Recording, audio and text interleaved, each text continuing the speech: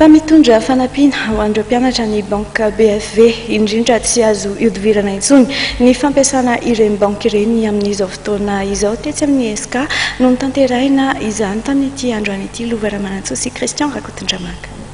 Tsy azo iodivirana ny asa ny anivon'ny banky indrindra amin'izao vaninandro mariany fandrosoana raha-toekareny izao. Ao anatin'izay indrindra dia nilaza Andriamatoa Bruno Massé, filoha tale généralin'ny BFV Société Générale, fa vonona ny anampy ireo mpianatra nahavita fianarana anivon'ny sekoly ambony ESSK ny banky mba ahafahan'izy ireo miditra ny tontolon'ny asa sy hiatrika ny fiainana arak'asa. Isan'ny voatra tokoa izany nandritra ny fifanaovatry ny ampiara-miasa teo amin'ny BFV SG sy ny ESSK tetsy amin'ny foibe BFV Etsetanareny ny maraina io. Fa voasana ao anatin'ity fifanaovatry ny ampiara-miasa ty ihany koa ny lafy ny ara-baritra ho iatranty tompony andraikitry ny BFV SG ty.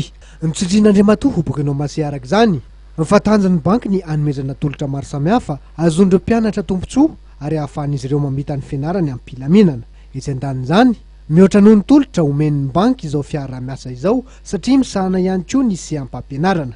Tsy vao voalohany no nisy fiara-miasa toy izao teo amin'ny BFV SG sy ny ESSK satria efa tamin'ny taona 2014 no efa nisy izany ary niendrika fanohanana ara-pitaovana sy fiahinana andiana mpianatra.